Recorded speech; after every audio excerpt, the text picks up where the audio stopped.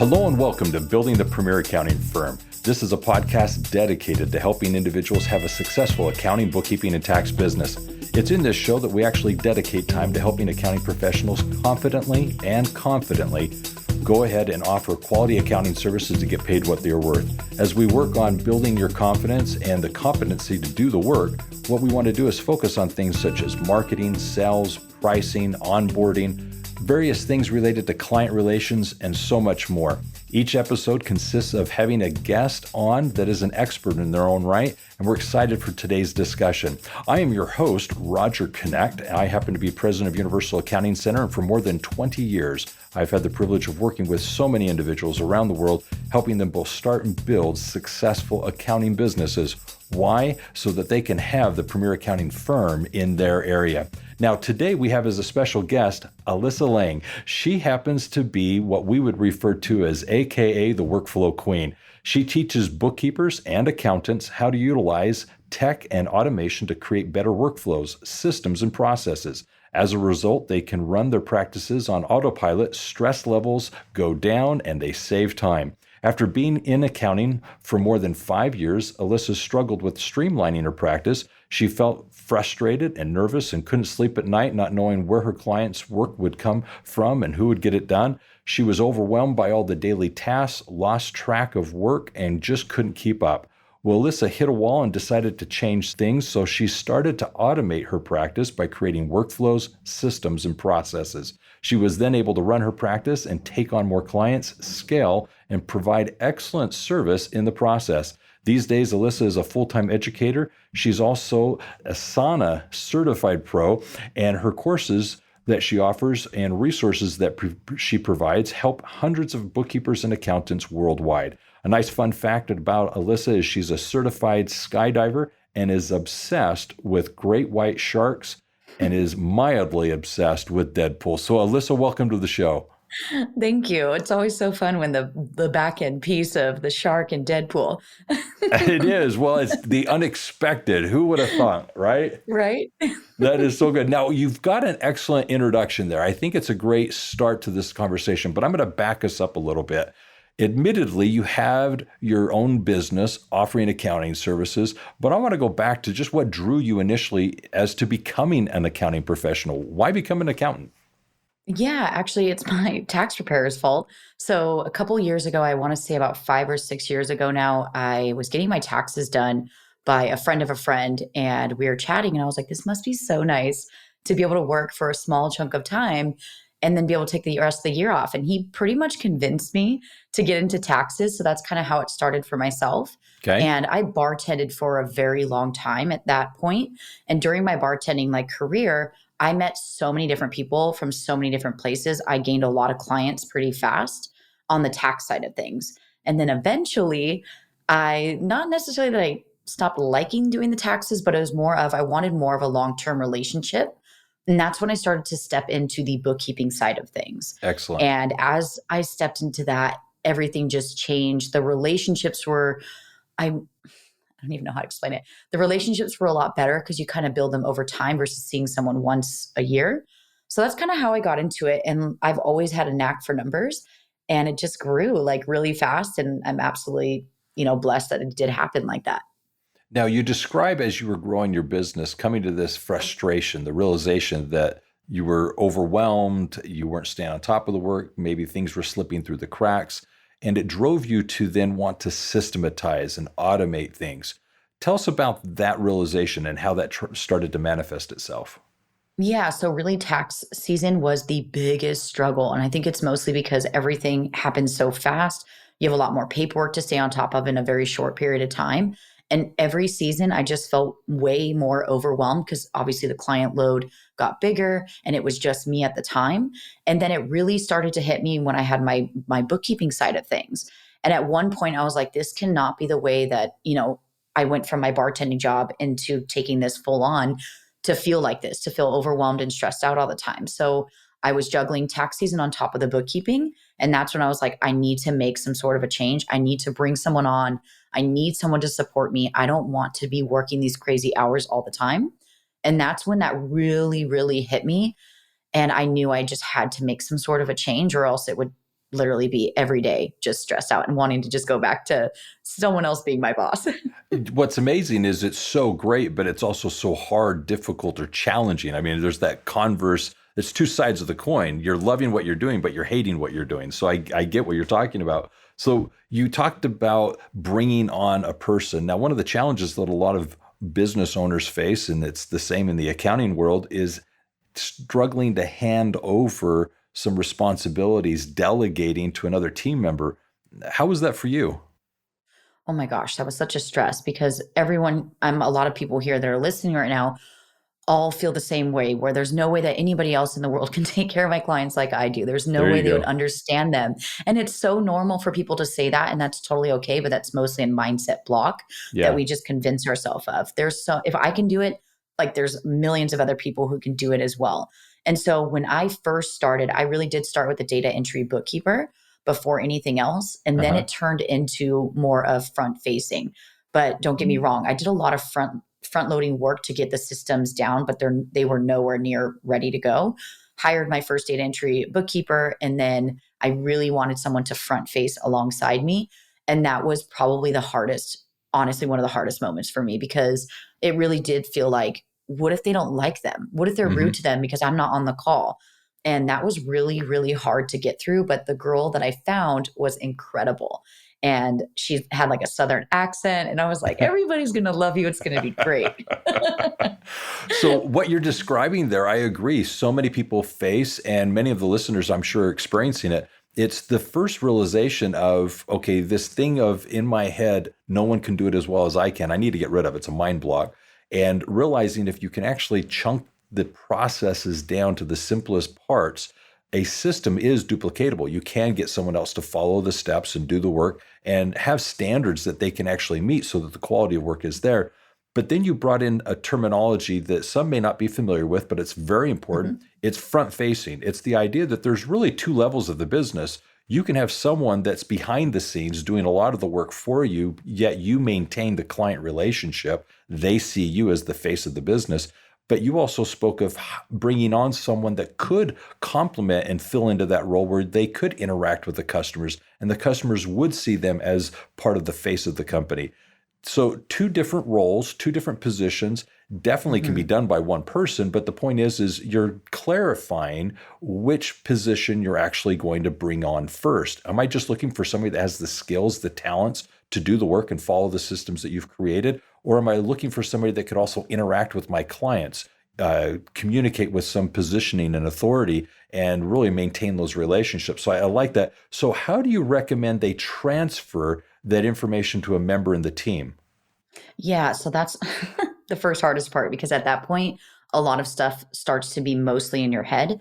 And, we're all taught different, or we're all taught one way how to do the work, right? So, for example, how to create a journal entry, but we all have our own ways that we eventually get to that outcome. So we have to somehow extract that information, get it documented, get it in some sort of an information system to be able to then hand off easily to that person, and building them up and building up their skill set. And eventually they'll kind of morph into the ways that you do things. But that also can be a bit hard because a lot of the contractors that we hired as data entry bookkeepers also worked with 10 other bookkeepers and their Hmm. firms' processes. So we had to stay on top of, like, when you clock in with us, this is kind of how we do it. Like, we need you to Yep. stay and, follow this process. And that was another struggle I didn't know was going to be an issue until I hired someone. So what I heard there was so important, such as it's first in our own minds. We're creating as we go, especially when we're the solo entrepreneur running our own company, working with our own clients.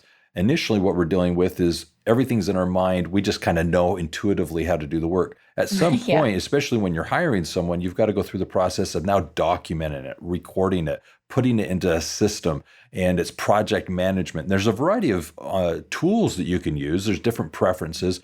But what you're talking about is so critical. Is it documented? Is it someplace that somebody can tap into and follow and basically duplicate? Now, with that being said, though, how do you suggest others deal with the mindset around letting go of the client work? I mean, there's one thing to say, here's how we do the work and here's the process, but how do you let go and trust that somebody's actually doing it right?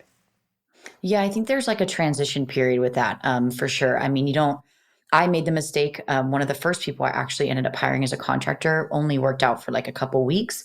And that was just because the transfer of information wasn't there. It kind of lacked altogether. It was a failure on my part.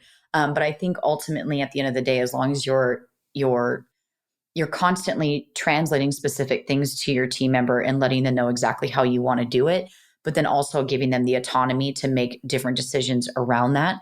But the letting go piece when it comes to the mindset is not easy. There are still days now running my second business where I still struggle with letting things go. But the more that Mhm. I do, the more of like, for lack of a better word, the more of a high I get on that, like, oh my gosh, it's not reliant. For example, my operations manager right now is doing interviews for our next role in our company. And it took me a while to get there. It's not an overnight fix. You really do have to see their results, walk them through, allow them to come back with questions because, I mean, you can't make them feel like they can never ask a question because they'll never grow. So as you're dealing with that, there's a I almost want to say kind of a mental block on your own part of letting go. You've got the system down, you've got it Mhm. documented, you've got the process, but it's still this mental, I've got to let this go. So Yeah. it is something that you struggle with as a business owner, really letting go of it. Yeah, absolutely. So let me then kind of go to the next step. You talked about a contractor versus employee. Mhm. There is a difference there because obviously you've got somebody when you're contracting, it's more piecemeal. It's essentially get the job done. When it's done, we pay accordingly. Internally, the W-2 relationship's a little different. I've got to keep them busy. I've got to make sure that they're being productive. I've bought their time. Am I utilizing that time effectively? Or are we chit-chatting, dealing with drama? Are they staying on task? Do I have enough work to keep them busy for the day? So there are different challenges there. What advice do you have for someone that's considering outsourcing versus hiring? Do you have any advice on that? Yeah, I wish from the beginning I would have just hired an employee. And mostly the reason why, not necessarily the designation that happens behind the scenes, like you were saying, W 2, but it's more for the front facing because when you have a bunch of contractors, they are juggling a lot more work, a lot more other clients. You can't really ask them to be at team meetings. You Hmm. can't ask them to be at certain places. If an Yep. emergency happens, nobody's there. And so if I could go back in time and had started my firm all over again, I would have done straight to employees. And that's what we have here at this business. And I hired my first employee here at Workflow Queen as a part timer. And first weekend, I regretted not making her full time. Thankfully, she wanted to be full time. So it was she took it and I was like, look, I want you full time. Sometimes we think and we convince ourselves that we don't have enough work. But ultimately, at the end of the day, you do. It's just that you don't have additional time to do the work that you normally don't do because you don't have that capacity, you know?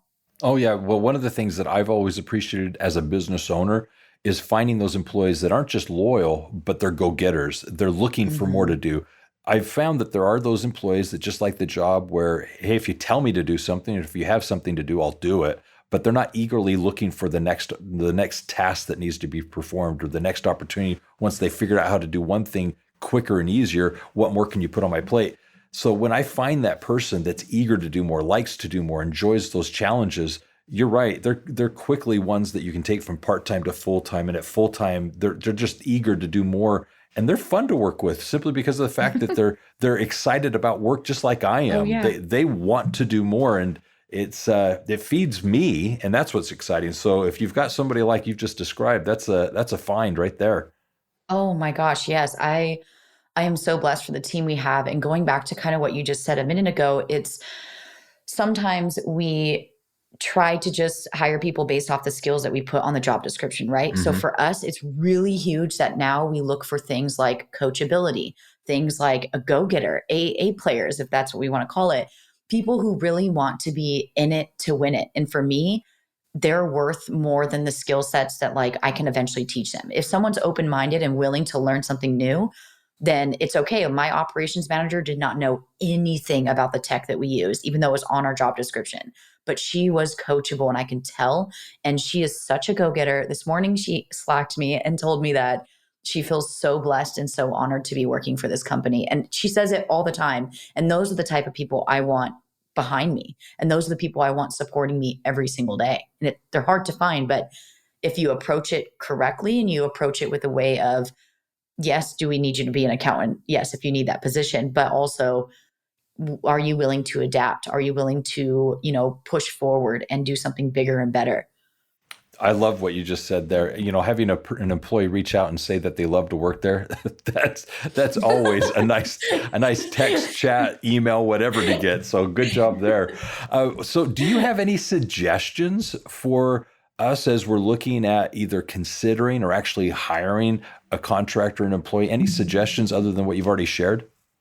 Yeah, you know what? I think what it really comes down to is really looking back at what you actually need right now. Sometimes everyone's first jump, which I see all the time happening with a lot of the people that we help, is their first jump is just go straight to a data entry bookkeeper, which is great. It's all fun, but also there's a lot of back end stuff that an admin person can help with, even if they're not an employee and maybe just a part-time VA. Mm-hmm. But you need to first identify who that first hire is going to be. And one thing that I can highly recommend to anybody and everybody is we always recommend doing a time tracking for one accounting cycle, which essentially would be the 30 days. So when you time track, you'll be able to identify a lot of the different things that you're doing and kind of sifting through and saying, what are easy tasks that I can hand off right now that literally my sister can do or the neighbor across the street? I'm going to get those off my plate first, which a lot of the times they are things like checking emails, managing the calendar, because that will give you, it's like that snowball effect. It will give you a quick win. But a lot of the times we identify things through that time tracking report and we look back and say, who do I need to hire to fill these easy things? And the next stage is what's the medium tasks? That's usually when you start to get into data entry bookkeepers, QC, account managers, operations managers. So it's all about what you specifically need and where you're feeling that you're drowning the most in. You're reminding me of something that I experienced. This is years ago, but it was in hindsight a very good exercise. Basically, what it was is we were asked because there were a lot of people in the organization that were explaining that they felt overwhelmed and that they had too much on their plate and there was a lot going on. But there were other individuals that we felt we weren't taxing enough, that we felt that they needed to kind of step it up a little bit. And what we ended up doing is we gave everyone the assignment for the next pay period, so it was more than a week. Mm-hmm. We need you to, every 15 minutes, record what it is you're doing at that very moment. And what was fascinating is we were able to take that and basically chart it in the sense that we categorized the task by color coding or charting them. And then at the same time gave them priorities as to whether or not they were revenue producing activities or were they administrative type tax activities. And we graphed all these out to say, really, where's everybody spending their time? And we learned two things in that exercise. One, people are underestimating the amount of time that it takes to do a project. So they would assume that they're taking an hour, and honestly, it was taking them an hour and a half, 2 hours. So that was one of the big learnings, is everybody underestimated the time that it took to do anything. The second thing that we took away from it is that people are actually busier than everybody else thinks they are. So I think we all Yes. presume, oh, they're just being lazy or they're not doing much. But in reality, people are working somewhat harder than maybe we're giving them the credit for. So those were two big takeaways that I remember taking from that assignment. It was hard to do that. I disliked it when I was doing it simply because it's every 15 minutes you're supposed to be saying, what are you doing? And we had to simplify the recording because you're not writing a dissertation on every 15 minutes. But but the point was it was very eye-opening to me doing the exercise. It was very eye-opening to see the results of the exercise. So that was quite telling. So yeah, good reminding me of that, I guess. So here's a question. You shared earlier that previously in your career, you were a bartender. Mm-hmm. Now, when working with business owners and having them as customers, there are those moments that, like a bartender, you just need to listen. I'm just kind of curious, did you find that some of those skills that you had as a bartender, listening to the customer and hearing of their challenges and woes, did that translate over into the accounting space? Oh, absolutely. 100%. I'm also very outgoing. So that's why I think I landed a lot more clients than the typical at the very beginning, because I'm just used to always having to spark a conversation. I'm literally their therapist Uh-huh. on top of serving cocktails. And so I think that came with like my prior skill set really did gear me up for not only for my practice, but also for what I do here as well. I do a lot of front facing, activities where I have to be outgoing. And there's so many days where I'm drained at the end of the day, and ultimately my skill set from there was able to like at least be useful.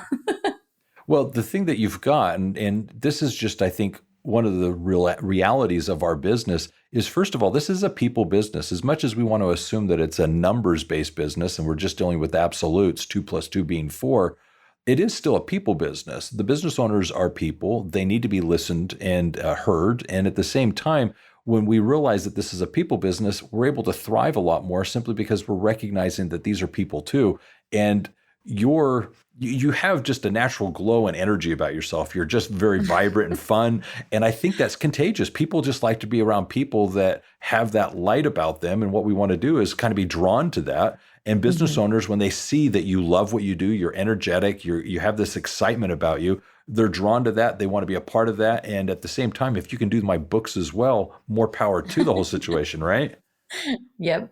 That is so Absolutely. true. 100%. Yeah. Okay. So that being said, let's talk a little bit about niches for a minute. There's always this thing that comes up about niching, and we need to be specialists in a specific area or industry or something about that. So there's a lot of importance given to this. But how can you niche actually supporting systems and processes, things like that? Yeah. So this is always one of my favorite topics, and mostly because I didn't niche down at the beginning. And I think that's pretty normal for people who first start out. And then you eventually allow your niche to find you. Once we started to niche down a little bit more, because we didn't fully niche, we had two different niches, which were coffee and construction. So random, I know. And so essentially, once you start to niche down, we found that our processes got easier to document because at first, which I already don't recommend documenting your processes per client. Like you shouldn't be documenting this, how we do payroll for this client, this client, this client, because that's inefficient. You need to create some sort of a streamlined process for payroll in general, and then create notes for nuances, right? So once you start to streamline, you can create your own, what's a good way to say this? Unique process to the way that you do things specifically for that industry. So not only will it streamline the process, I just recently did a case study for someone who has a firm who niched down. And essentially they said that the team got way more efficient. They save way more time. They're actually able to charge way more because they are specialized. And since niching down, they've been able to streamline a lot of their processes that were very sporadic and up and down. So there's a lot of benefits from it, but sometimes you have to wait to let it find you. And that's okay. So if you're not niched down, if you're listening, that's totally okay. It'll eventually find you if you prefer to niche down, but there are a lot of benefits from it for sure. I loved how you just said that. There's a lot of talk about niching, and I liked how you said, let it find you. Some people are so eager they feel compelled. I have to pick something, and it's just not resonating with them yet. And so they almost feel as if everybody around them is forcing them to pick something they don't want to choose, but I guess I'm told to do it, therefore I will. And really what you're describing is something that's more natural. It's taking on the clients, doing the work, seeing what you enjoy, see what you have a knack for, see what you actually have an interest in. And honestly, there's professions out there that you could literally find an interest in to where it's like, I just love working with these people, this type of work. I like the business model. I enjoy the accounting side of this profession. So I'm just going to go deeper and deeper and deeper. And so all of a sudden it finds you, and you start to feel as if this is just where I was meant to be. And that's quite actually liberating, honestly. Yeah. And it's just like, think about it. When you were younger, your parents or something, or your family or your circle is like trying to force you into being, let's just say, a doctor, a lawyer, or an astronaut, whatever it is, right? Or in my case, an ichthyologist, which is a study of great white sharks, by the way. Okay. And everybody puts you in this bucket and they kind of force you, but it's like sometimes the best approach is to let me just get that summer job. Then that summer job leads you to, the next stage, and then the next stage. It's funny how life works when you just let it work itself out. And I think that's what the most important thing is especially when you want to translate that to your niche, and even the way that you run your business, you won't know how you want to run your business until you run your business. You won't know how you want to onboard your team members until you onboard your team members.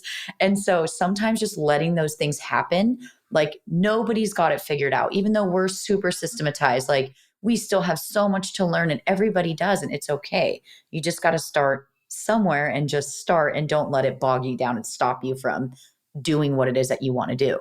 The advice that you just shared is huge. And I hope the listeners are hearing it as I'm hearing it, because when you look at parents, or in this case, advisors that may be influencing our business, there's something that naturally happens. Parents typically try to live vicariously through their children. I didn't have the opportunity to do this, so I'm going to make sure you, by darn, as a child, you're going to do this because you're going to love it, because I would have if I was your age. And so you start to vicariously live through your children through sports and athletics and activities. Yeah. And you're like, well, if I were a kid again, this is what I would have wanted to do, and I didn't have this chance. Or it's the opposite. I did have this and I enjoyed it. By darn, you're going to still like it.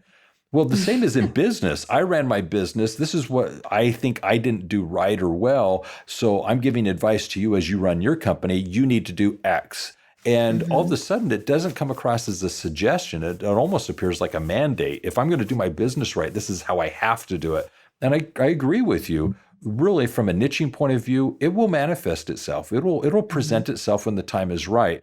Now, there are certain things that just because of your previous work experience, maybe because of your education, or maybe just because of where you're at, you're going to be drawn more quickly than others to a niche. You might find something that appeals to you, but it will occur more naturally than you just pulling something out of a hat and just saying, I guess that's what I'm going to be doing. So that's well said. Let's talk now about your team. You've got systems that you use. The people listening to this are definitely going to be interested. What are you using? Are there any particular softwares or things you would recommend? I don't necessarily want to do this as an endorsement of anything in particular, but literally, you're the work. Yeah. So one of the things we like to focus on is sometimes there's not a software that can do all the things. There is this misconception that there's going to be one eventually, where if they are, unfortunately, you can't be a jack of all trades. If you're a jack of all trades, you're never going to be a master of one, in my opinion, for software. So we do have what we call a tech stack. So essentially, we use Asana. The best way we can describe this is Asana tells us what to do. Okay. The calendar tells us where to be, which is Google. So we use Google Calendar. Good. And then we actually use Notion. And Notion tells us what information we need to actually execute the work. And then we have internal communication and external. So internal communications is Slack. And then external is usually some Gmail for us, unless we wanted to bring in our clients and stuff like that into Slack. So as long as you have the core foundational parts of your tech stack, you're pretty much set. And some systems can do two different things. It can, but it shouldn't be able to do all the things like really well. Unfortunately, it just doesn't exist. But that's kind of where we're at right now with our tech stack. And we recently introduced Notion about, I want to say 90 days ago. And it has been one of the best decisions we've ever made, because it allows us to create our own company like information. We can do training programs inside of Notion. We provide all the information they need about the company. All of our SOPs live there, all of our mind maps, all these different tools, where all we have to do is link out to Notion. And in Asana, it tells us what to do. So this is the date you need to do it. Here's the information. Go execute. That is awesome. Just that way you organize your thoughts there, I think are very, very helpful. I'm going to add to it just because I have some experience working with firms and helping them do this that I think will be complementary. One of the things that we want to look at is, first of all, time management. And so it's essentially, how do we organize our time? How do we know where we're supposed to be and what we're supposed to be doing? And with that time management, how do you easily let things get into there? In other words, how do you, for example, allow somebody to schedule an appointment with you? So you've got your way of managing your time and where you're supposed to be, but how do you permit other people to interject or put things on your calendar? So that's the first thing, time management. The second thing is project management. As you're communicating with others and keeping notes on where you're at on things or what you would like to do next regarding something, how do you organize your priorities? So we want to capture the ideas that we're working on. And once they're captured, we need to prioritize them. Once they're prioritized, then we need to delegate them. And so you've got to have some way to capture those thoughts, organize them, prioritize them, and then delegate them. And so if there's some way that you actually have as a platform to capture those thoughts, then as I described, organize, prioritize, and delegate, then you're doing great there. And then the third thing that I think you really spoke about, and I think a lot of people need to give some attention to, is you need some way to then look at who's the benefactor of the technology. And so let me just put it this way. When I work with the firms, I always ask, is this more of a benefit to your client? Is this something you recommend that they implement that's going to actually help them? So it's a pretty easy sell. You're introducing to them a technology, a tool, a resource that's going to allow them to do their jobs better. Conversely, you're impacted, so you're benefiting from it. So honestly, it might be a win for you as well. But then there's the internal tech stack. The internal tech stack is basically saying, what internally are we using to run our business internally better? And so there's the external. How are we helping our clients? How are we helping them get information to us more easily? How are we communicating with them? And then internally, how are we doing it? So I liked how you described it. Slack was an internal communication tool. Gmail's an external communication tool. So in those three areas, what I have found is when I go in with a client and I talk to them about their business, if we can just address those three areas, it's like mind blown. They all of a sudden just have this, wow, I've never thought of my business this way. It's my time, it's my projects, and then it's basically anything internally or externally. It's helping us be more efficient. That's how we look at it, and that's where we found it to be very helpful. Do you have anything more to add to that regarding the tech stack? Yeah. So one of the other things, I've been talking a lot about the whole time tracking thing. Fun fact, our whole company actually time tracks every single thing that we do. So for example, I'm currently clocked in for this podcast interview. Yay. And that helps us to, right? Yay. That helps us to identify where we're all spending our time. Because right now, as the CEO, I should be only mostly doing high level CEO work versus, one of our other team members might be focused on a different type of work. And so that's also added to our tech stack. So when you talked about the time, it kind of sparked that in me. I totally forgot to add that piece because for us, it gives us so much vital data that we make a lot of business decisions on with our time tracking system. Very good. So I'm going to now break away and we're going to go off into some quick tangents here. So we're going to have some fun as we wrap this up. I happen to know that you've got a tattoo or two. Yes. So I'm just going to ask, pick one and tell us about it. Yeah. So probably one of my favorite ones is I have one in the inside of my arm. It covers the whole inside. And it says, we're going to need a bigger boat. It is a tribute to Jaws because it's my favorite movie, of course. And also it's got Cooper with his beanie. And it's actually a collaboration of Cooper mixed with Deadpool. So it's like, so my tattoo artist kind of blended the two together. So it's got a little bit of Deadpool in it and it's got a little bit of Jaws in it. And so it's one of my favorite. So when you say you're a tattoo artist, are you saying that most of the work has been done by a single individual? Yes, actually my Deadpool arm, which my whole right sleeve is all Deadpool. So I actually ran into Rob Liefeld, who is the man who created Deadpool. And I almost had I did have a fangirl moment. I'm not going to lie. There you go. Okay. And he took a video of my whole entire arm. He was so impressed because it has Deadpool with his unicorn. I have a Deadpool Lego that's dedicated to my brother. I have another one up top. It's my favorite. It's my favorite. I just love Deadpool. I love it. That is so good. No, I appreciate you sharing that. One of the things that I try to do, and it's worked phenomenally for me, is if I'm standing in a line or I'm having a conversation with someone and I'm just curious, I'll literally just go ahead and ask, by the way, pick one of your tattoos and tell me about it.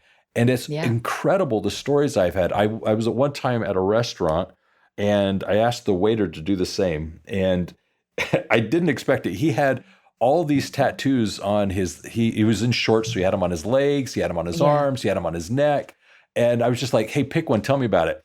He happens to pick one that it's under his shirt. So he goes on to talk about it. And then here we are in the middle of the restaurant. He's raising his shirt up. He's showing his chest. He's talking about it, pointing them out. I'm like, dude, you had all these different ones that you could have chosen. And you happened to choose this one that had to, reveal. It was the funniest thing. I just thought it was hysterical. So kind of a little tidbit there. The other thing, with regards to you and thankfulness, what are you thankful for? Life in general, I feel like. There's so many days where life and business, I guess they kind of intertwine if we really want to say that. There's so many different days where you just kind of wake up and you don't really know what you're doing. And you feel like, am I doing something right? Am I doing it wrong? Am I meant to be here?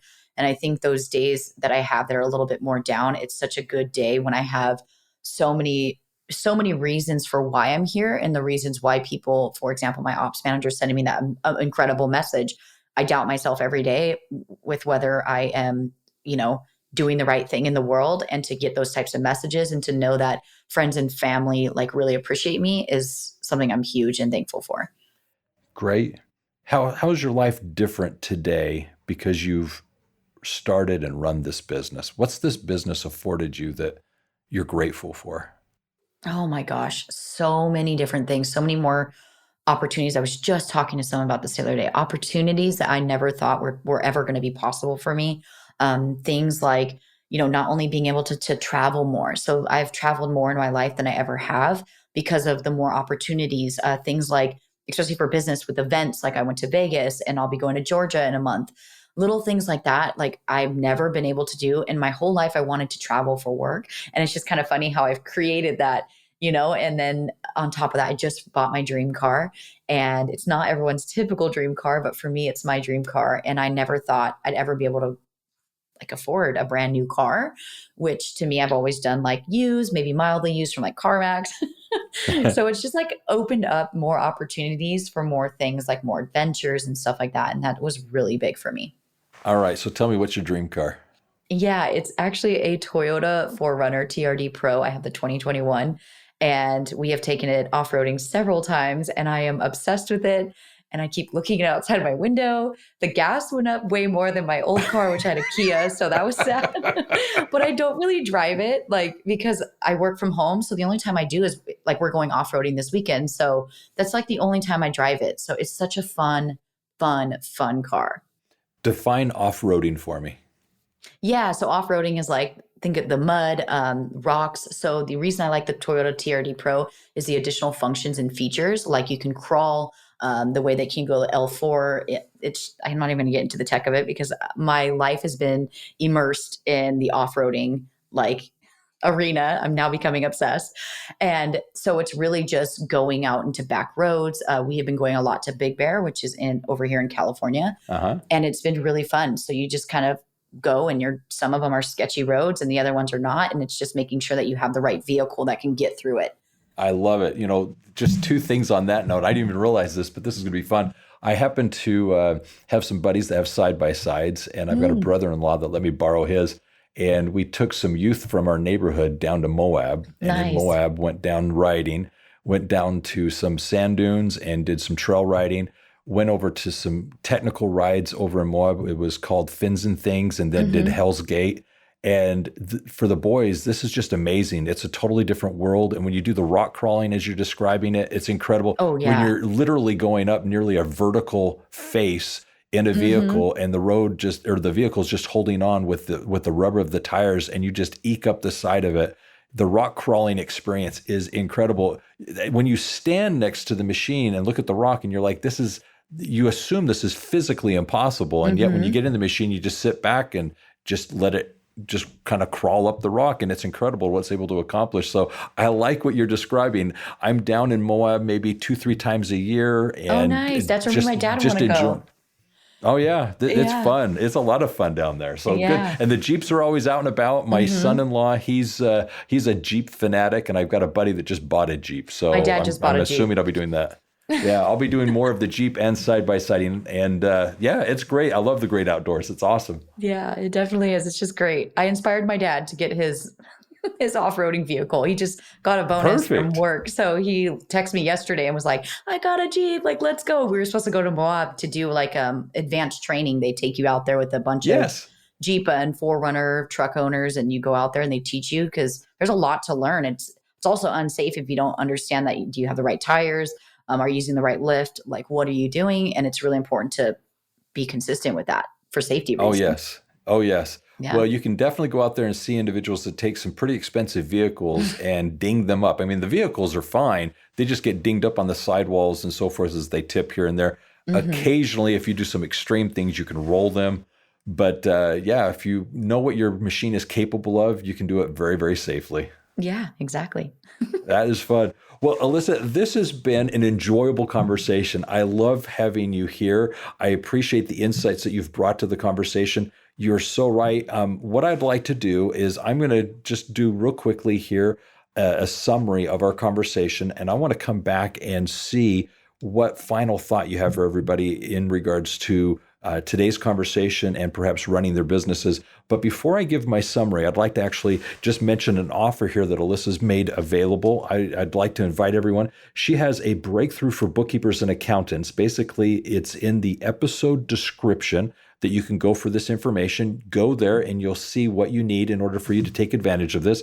Basically, it's a group coaching program that will begin in, let's see here, it's November 1st that it will start. So for those of you who are listening after November 1st, I'm sorry, but November 1st, this program is meant to actually help bookkeepers and accountants scale bigger and break through to the next level. She'll be providing weekly coaching calls with herself and her team that will actually be part of the program with some homework and reviews. There's going to be a number of things that you can take advantage of to really take your business to that next level with systems and operations for the company. The intention of this program is to help you build the gear to create your firm and tech stack that you need to really get there so you can run your business without you in it. The other thing I'd like to do is in the episode description, we've got information regarding two things that I think will be very beneficial to you. One is regarding tech stack specifically. It's what technology you need to be considering. There's a webinar that you can actually attend.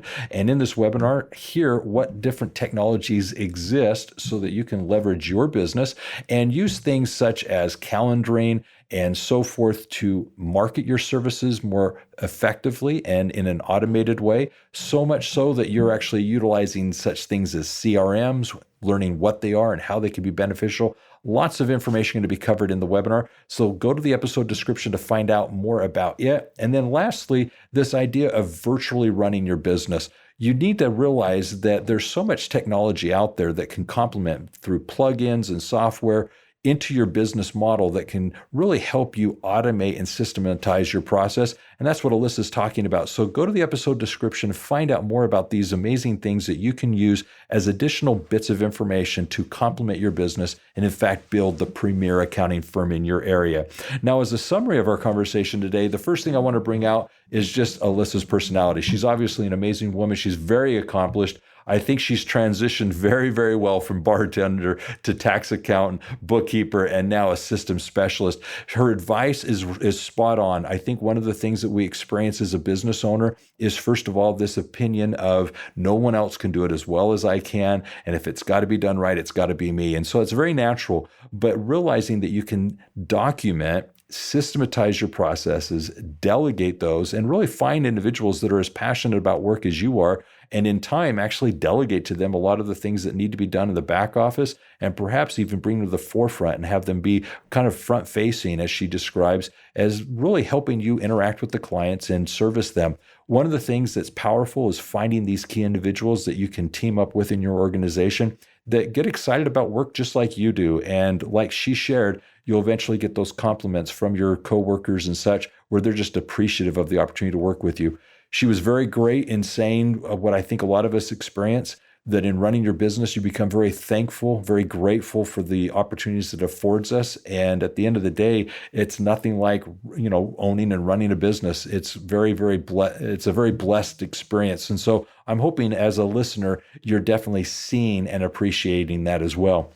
The last thing I just want to point out is tattoos, Deadpool, and great whites. That's definitely something that you can consider. So if you're looking for something to consider for your next tattoo, Deadpool or great whites appear to be on the list. And then this last thing of off-roading, getting out into the great outdoors, nature. I swear by it. The air is different. The openness is amazing. And really at the end of the day, it's nice to get outside of your comfort zone and kind of experience something new. And it's kind of fun to be passionate about something like off-roading. It's not only, it can be expensive, but it's something that you can get passionate about. So really, I think a lot covered in today's episode. So Alyssa, what final words might you have to share? Yeah, done is better than perfect. Just do it. Amen. That's my advice for everybody. I love it. So with that said, we're going to check out. I just want to remind everyone, obviously, there are many more episodes of this podcast that I would encourage you to listen to. Be sure to subscribe to this podcast. We have weekly editions that we're publishing, and we want to encourage you to take advantage of listening to each of those, where you'll find the tips and tricks that you need to run your business more successful. In fact, have the premier accounting firm in your area. I am your host, Roger Knecht, and I always want to encourage you to do this. Remember, accounting success is universal. For more information on how you can apply these principles in your business, you can visit us at universalaccounting.com, or you can also give us a phone call at 801-265-3777. Do take care, have a great day, and be safe out there.